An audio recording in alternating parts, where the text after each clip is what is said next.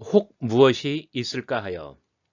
오늘은 마가복음 11장 중반부에 나와 있는 이른바 예수님의 성전 숙정 사건에 대해서 여러분들과 함께 나누려고 합니다. 마가복음에서만 성전 숙정 사건은 예수님께서 무화과나무를 저주하시고 그리고 무화과나무가 뿌리째 말라 죽어 있는 것을 확인하는 이야기로 둘러싸여 있습니다. 왜 그랬을까요? 자, 성전과 무화과나무 사이의 관계는 무엇일까요? 그리고 저주했다. 성전에 들어가서 모든 걸 다 둘러 엎으셨다. 자, 어떤 공통점이 있나요? 마가복음 안에서 성전은 무엇인가요? 그리고 예수님께서 성전을 막 다 뒤집어 엎으시고 둘러 엎으신 이 이야기가 복음, 곧 예수 이야기에서 차지하는 의미는 무엇일까요?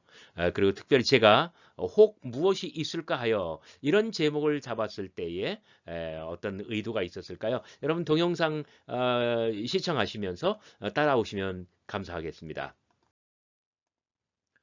11장 12절부터 26절까지 저와 함께 읽어보실까요? 이튿날 그들이 베다니에서 나왔을 때에 예수께서 시장하신지라 멀리서 잎사귀 있는 한 무화과나무를 보시고 혹 그 안에 무엇이 있을까 하여 가셨더니 가서 보신즉 잎사귀 외에 아무것도 없더라. 이는 무화과의 때가 아님이라. 예수께서 그것에게 말씀하여 이르시되 영원토록 사람이 내게서 열매를 따먹지 못하리라 하시니 제자들이 이를 듣더라. 그들이 예루살렘에 들어가니라. 예수께서 성전에 들어가사 성전 안에서 매매하는 자들을 내쫓으시며 돈 바꾸는 자들의 상과 비둘기 파는 자들의 의자를 둘러 엎으시며 아무나 물건을 가지고 성전 안으로 지나가다님을 허락지 아니하시고 이에 가르쳐 이르시되 기록된 바 내 집은 만민의 기도하는 집이라 칭함을 받으리라 하지 아니하였느냐. 너희는 강도의 속을 만들었도다 하시매 대제사장들과 서기관들이 듣고 예수를 어떻게 죽일까 하고 꾀하니 이는 무리가 다 그의 교훈을 놀랍게 여김으로 그를 두려워함일러라. 그리고 날이 저물매 그들이 성 밖으로 나가더라. 그들이 아침에 지나갈 때에 무화과나무가 뿌리째 마른 것을 보고 베드로가 생각이 나서 여짜오되 라피여 보소서 무화과나무가 말랐나이다. 자, 22절부터는 다음 페이지에서 읽을 거예요. 우선 여기서 다음 페이지로 넘어가기 전에 관찰하고 갑시다. 우선 성전 숙종 사건이 15절부터 19절까지 가운데 토막으로 들어와 있고요. 그리고 둘러싸는 이야기가 무화과나무의 저주, 무화과나무가 뿌리째 마른 것의 확인, 그리고 요 이야기가 22절부터 조금 더 지속될 거예요. 자, 이렇게 해서 성전 숙종 사건을 가운데 두었고, 그리고 무화과나무 이야기를 양가로 둘렀습니다. 자, 그 중에 특히 도시에 관한 것, 베다니에서 나왔다, 예루살렘으로 들어갔다, 성전으로 들어갔다. 그러니까 성전에서 나왔겠죠. 또 성 밖으로 나가고, 그리고 이제 나중에는 베다니로 돌아갈 겁니다. 그 다음에 이 나무, 무화과 나무, 또 여기서도 무화과 나무, 물론 그 외에도 더 표기 되어 있습니다만은, 그리고 열매, 그리고 잎사귀, 또 잎사귀가 한 번 더 나와 있죠. 예, 잎사귀만 무성했다. 그 다음에 시간에 관한 것, 조명에 관한 것, 이런 것들은 제가 좀 엷은 이런 숙색을, 그 노란색 계열로 썼습니다. 이튿날, 그러니까, 그 전날이 일요일이었고, 이것은 월요일이 됩니다. 그 다음에, 무화과나무를 보셨다.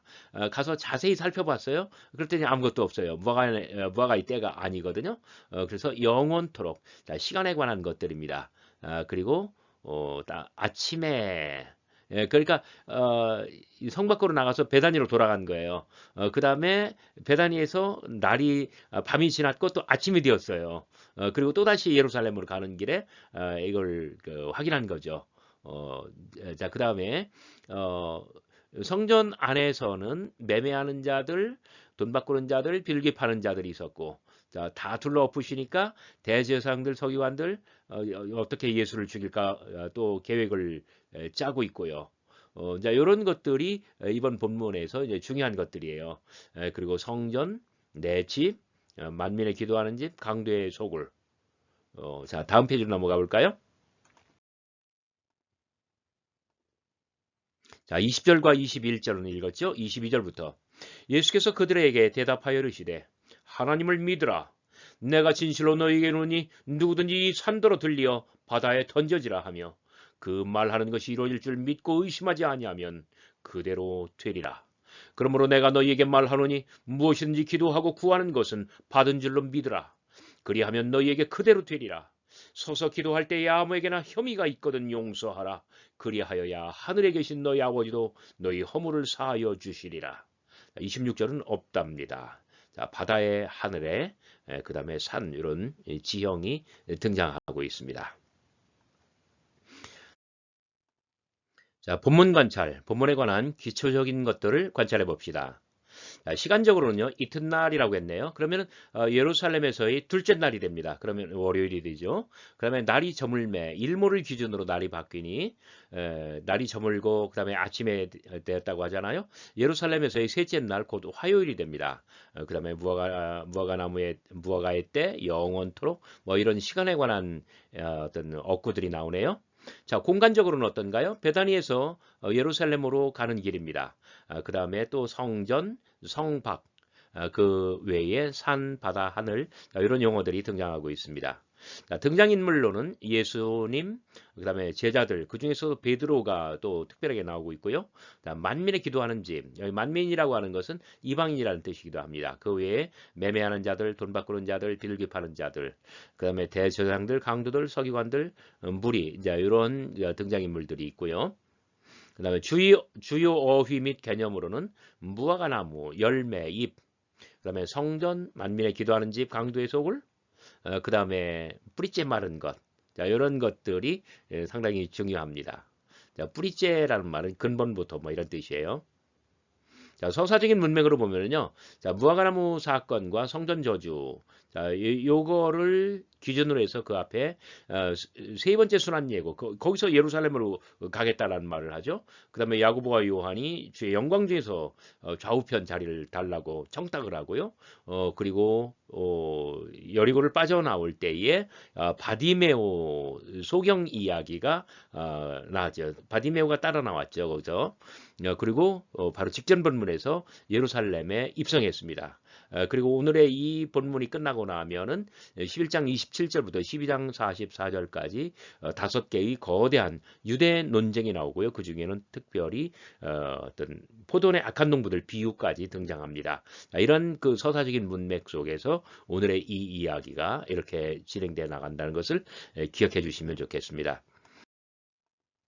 베다니의 밤과 아침 11장 11절 지난날 날이 저물었을 때에 성전에서 나와 베다니로 돌아왔습니다.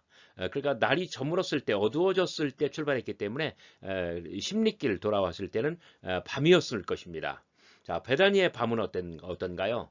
그날 낮 시간 앞에서 가고 뒤에서 따르는 자들의 환호와는 너무나 다릅니다. 베다니의 밤은 캄캄하고 적막합니다. 이튿날 그러니까 월요일 자, 아침이 되었습니다. 그러니까 오늘 베다니는 날이 밝습니다. 자, 예수께서는 예루살렘 쪽으로 길수를 잡습니다. 먼저 성큼성큼 가버리는 거예요. 15절, 어디라고 말하지는 않았지만 15절을 보면은 예루살렘으로 들어가시거든요. 그리고 12절, 아마도 아침은 굶었습니다. 모두가 다 시장합니다. 어제의 행렬과 달리 오늘은 사람이 적습니다. 나귀도 없습니다. 사람들의 환호도 없습니다. 동행이 단지 제자들 뿐 너무나도 단출합니다. 배는 출출하기 그지없습니다. 혹 무엇이 있을까요? 13절 혹 그 안에 무엇이 있을까요? 자, 예수는 제자들을 이끌고 무화과나무에게로 갔습니다. 혹 무엇이 있을까 바랐던 것입니다. 왜? 배고프시니까. 자, 기대가 없으면 희망도 없습니다. 희망이 없으면 미래도 없습니다. 기대가 있기 때문에 기다리는 것이고 희망이 있기 때문에 절망을 저만치 미루는 것입니다. 혹 무엇이 그 안에 있을까 하여. 자, 이야기 세계에선 예수도 그렇고 제자들도 그렇습니다. 제자들도 번번이 예수님 때문에 실망했습니다. 자기들이 바라는 대로 하지 않으시거든요. 자기들이 원하는 걸 주지 않으시거든요. 그래도 혹 예수를 따르면 무엇이 있을까 하여 그래도 끝까지 예수를 따라가 봅니다.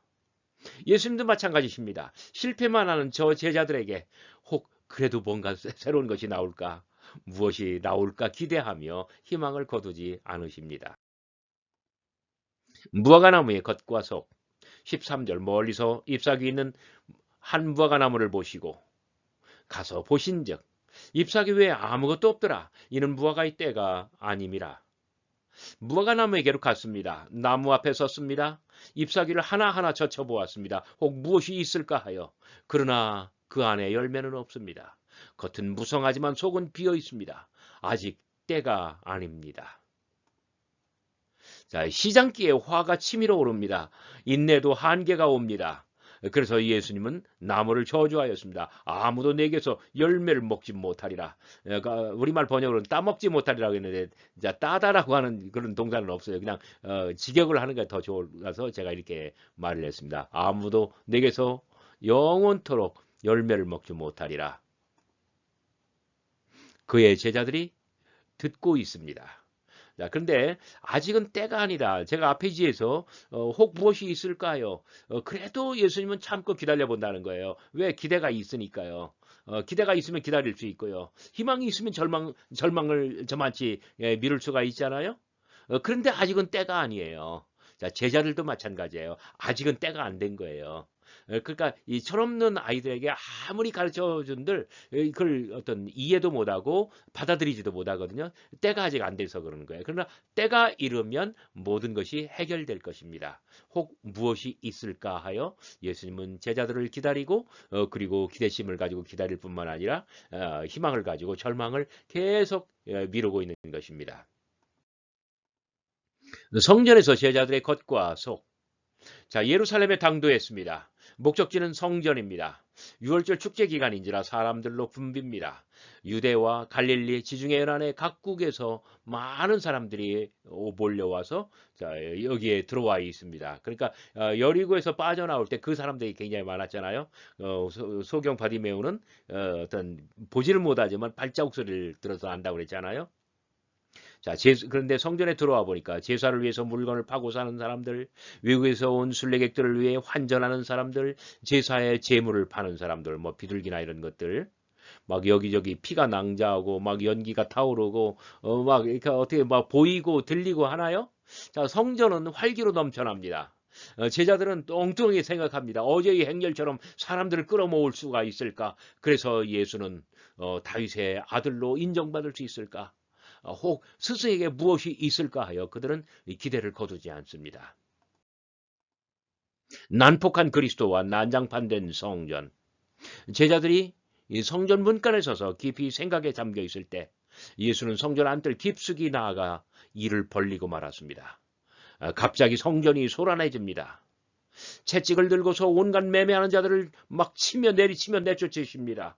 환전상들의 판을 둘러엎으시고 비둘기 파는 자들의 의자가 막 여기저기 나뒹 겁니다.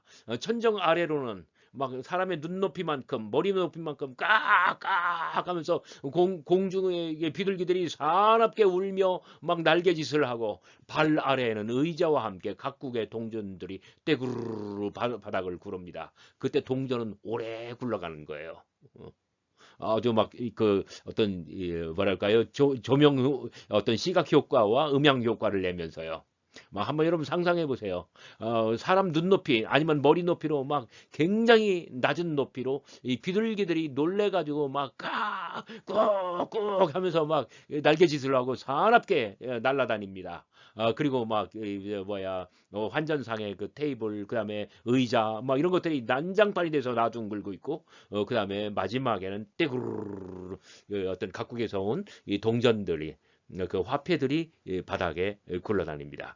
성전은 졸지에 아수라장이 되고 말았습니다. 분노한 예수께서 말씀하십니다. 만민이 기도하는 집을 어찌 강도의 소굴로 만들었느냐. 18절 대제사장들과 서기관들이 듣고 예수를 어떻게 죽일까 계획을 꾸밉니다. 여러분 기억하시기 바랍니다. 세 차례 순환 예고에서 8장 31절, 9장 31절, 10장 33, 4절 그때 예수님께서는 사람들의 손에 넘기고 또 누구에게 죽임을 당한다? 이 사람들. 여기에 한 그룹이 더 낀다면 장로들입니다.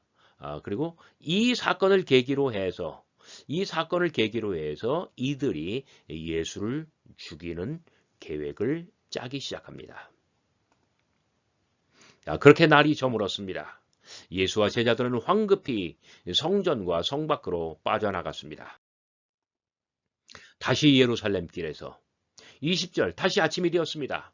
해는 어김없이 뜹니다. 오늘은 오늘의 해가 뜨고 자, 또 예루살렘으로 길을 갑니다. 그러니까 참 굉장히 특이해요. 그러니까 주일날 예수님께서 처음 예루살렘으로 들어가셨다가 빠져나오셨죠.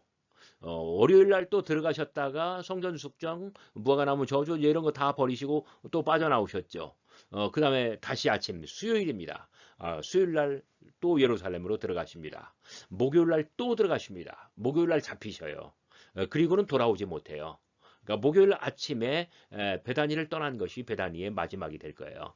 이런 어떤 들어오고 나오고 나가고 또 되돌아오고 이런 것들을 그러니까 예루살렘으로 출근하고 퇴근하고 이것을 계속해서 반복하시는 거죠.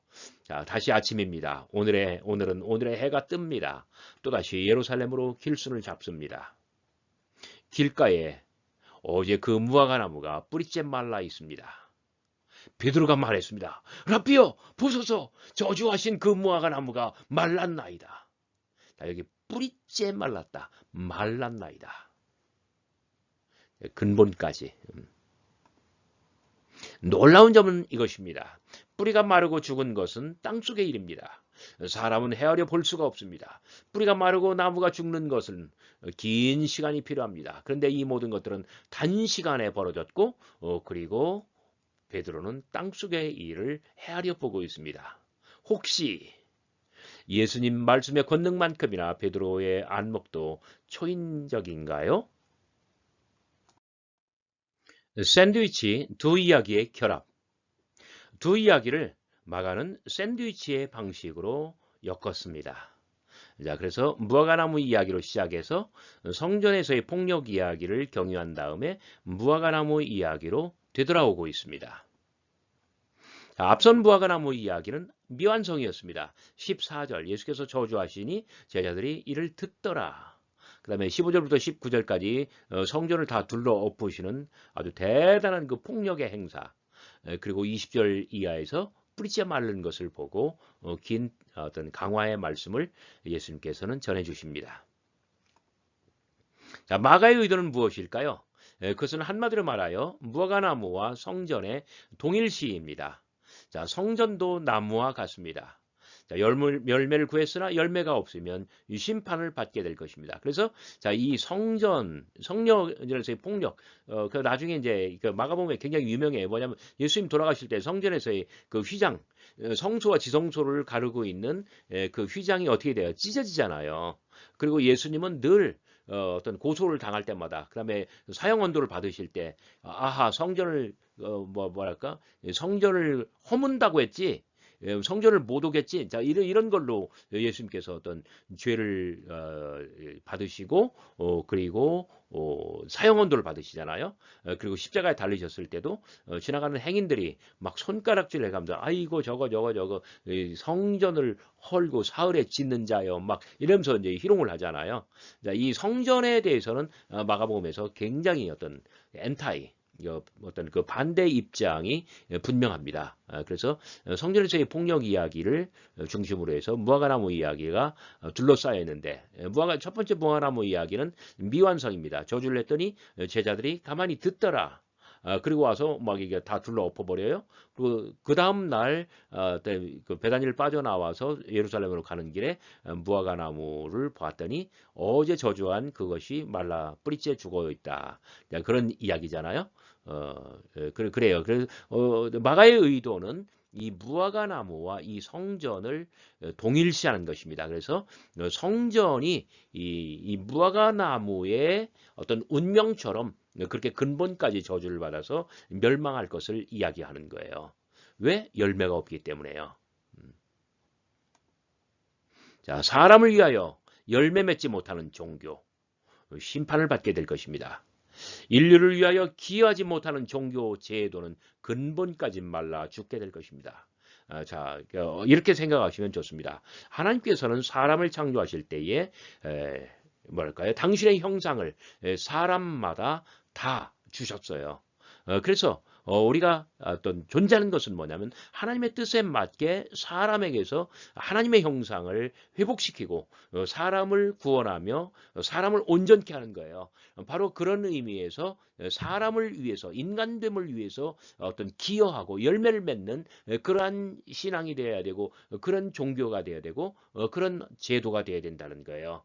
그래서 우리의 모든 신앙생활, 교회 생활, 우리의 영성 이런 모든 것들이 바로 이 인간됨 어떤 이거 인류 사회, 인류 문화 거기에 기여하는 것이 될 때에 각 사람의 심령 속에 하나님의 형상을 회복시켜 주는 것 그런 면에서 어떤 열매를 맺고 기여하지 못할 때는 오늘의 무화과나무처럼 그리고 예수님께서 어떤 그 폭력을 행사하셨었던 이 성전처럼 결국은 저주를 받고 뿌리째 근본까지 말라 죽게 될 것이라는 아주 대단한 경고가 이 안에 들어가 있습니다.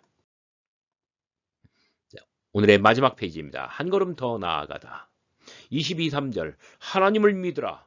내가 진실로 너희에게 이르니 누구든지 이 산도로 들려 바다에 던져지라 하며 그 말하는 것이 이루어질 줄 믿고 마음에 의심하지 아니하면 그대로 되리라. 자, 이 말씀은 그냥 그 어떤 붕괴하는 그 내용이 아니에요. 바다에 던져질 산은 무엇이냐면 성전산을 말합니다. Mount of Temple. 성전주차 사탄적 짐승 레비아단의 영역으로 그 바다로 언제든지 내칠 수 있다는 이야기예요. 얼마나 무서운 이야기입니까? 실제로 이 산을 바다에 던져가지고 바다에 어떤 간척사 봐라 이런 이야기가 아니란 말이에요. 이 산, 이 성전, 예루살렘 성전조차도 레비아단의 바다, 이 사탄적인 짐승, 바로 그 혼란의 세계에 빠질 수 있다는 거예요. 정말 무서운 말씀입니다. 우리의 종교와 신앙이 사람과 사회에 쓸모 없어질 때 그리 될 수 있다라고 하는 준엄한 경고와 심판의 말씀이 이 안에 담겨져 있습니다. 자, 이것이 예수께서 예루살렘 길에 오르신 뜻입니다. 그리고 바로 이 사건 때문에 예수님께서는 이제 잡혀갈 것이고 그리고 십자가 위에서 돌아가시게 될 것이에요. 바로 그 길에서 예수는 오늘 우리에게 다가오십니다. 우리 삶과 신앙에 혹 무엇이 있을까 하여 저와 여러분들의 삶에 무엇이 있을까 하여 예수께서는 우리에게 다가오시고 잎사귀 하나하나를 젖혀가면서 열매가 있나 확인해 보실 것입니다. 오늘 우리들의 어떤 신앙과 영성이 이렇게 성숙되면 좋겠습니다.